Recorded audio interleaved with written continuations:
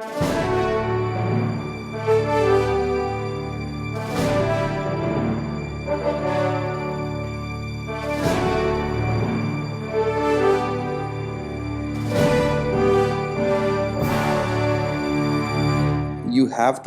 have to know that there are people who need things that you don't need. One person's waste is somebody else's treasure. The government worked with the business improvement associations, and when I say BIA or the Business Improvement Association, it is a group of businesses, the key businesses in a certain area. They form an association, and then the government works with them, and they look at what are the options of keeping the streets clean. And when you keep the streets clean, it becomes more presentable, right? And then people are more adapt to coming in there, spending money, and as soon as the economy starts rolling, and it becomes better. So that was one of the key initiatives that me, as working in City of Vancouver, we had initiated. We designed the whole entire street furniture landscape. We created from the bottom up. We actually created a dustbin, like what is a trash can should look like, where people can put their trash. At the same time, they can put the recyclables on the outside as well. And when the recyclables are there, it's a resource. It's collected properly, and then it's a cyclic thing. Like people take that idea to their home, and then they start doing the same thing in their home as well. All of these things, these are always benchmarked. Whenever an initiative is done, one of the key things is how do we compare to what was done before. The governments or the people who make decisions, they need to show to the general population, the constituents, okay, we have taken this initiative, is it working or is it not? If it's not working, there's always the courage to say, okay, you know what, this is it. We go back, start from the drawing board. Benchmarking is very important, and once you do benchmarking, you know what sort of data you need to collect. If it's, let's say, for solid waste, what sort of tonnages you are generating from a household, from an apartment, from a business. You know that, and once you have that idea, you can design your whole solid waste collection system as well as your disposal system.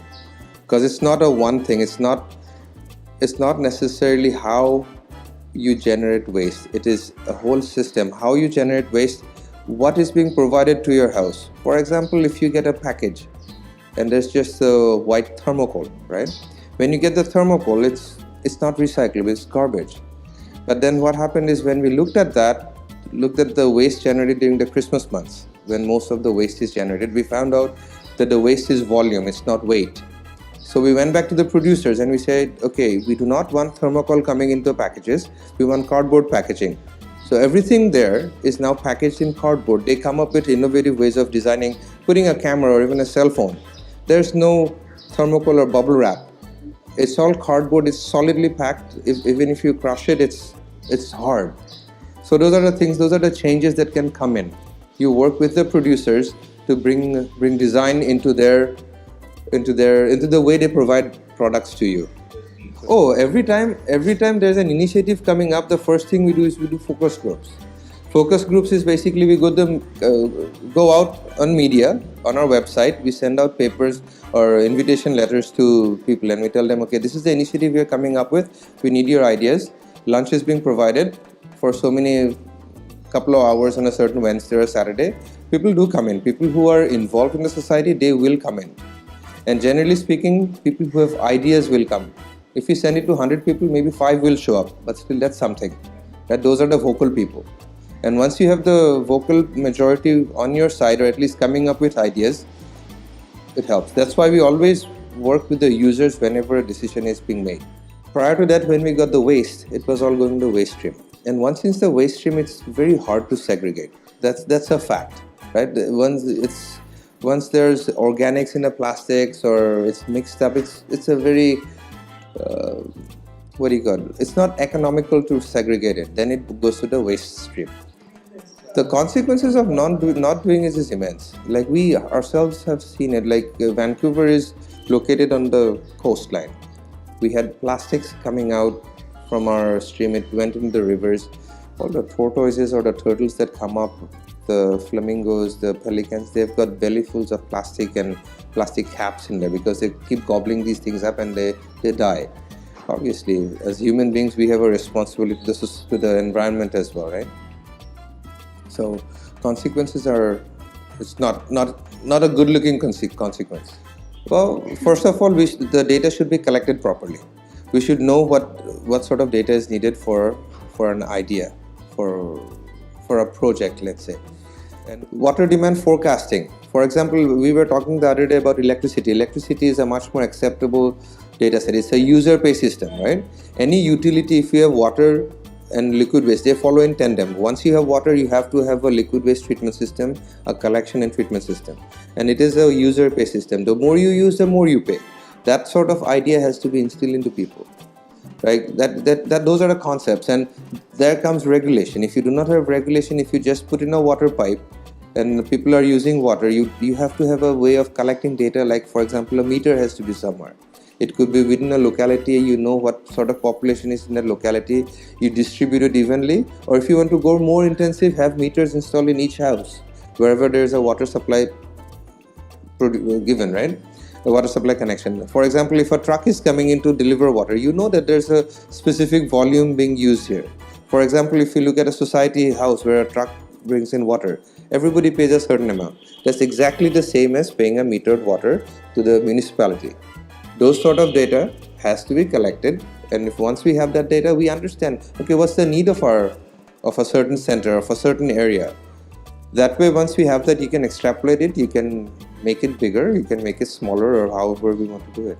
And then another thing is for solid waste. For how much waste do we produce as a household? We do not have an idea here. We should look at ways of actually, when the collectors, those are the first line of defense of solid waste. The collectors, whenever they deposit it, there should be a way of actually weighing what's coming in.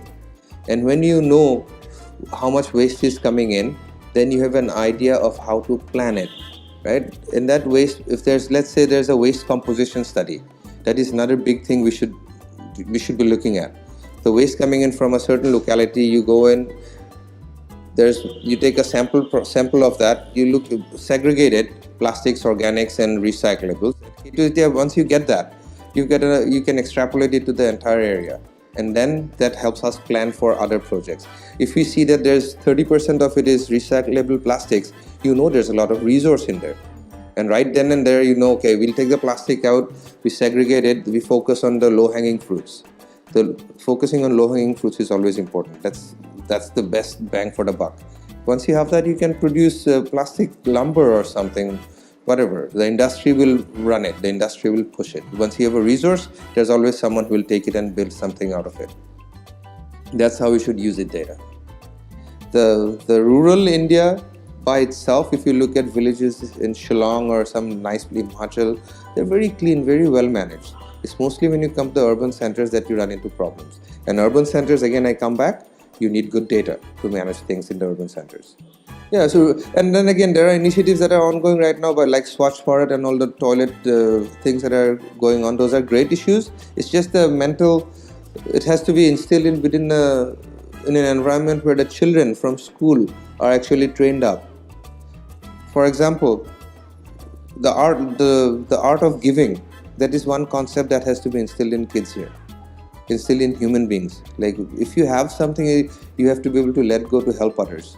There's the haves and have-nots is there. We might want to shut an eye on that, but it's there. It's there in every society. There has to be a value, or the idea of giving has to be instilled in kids in their school.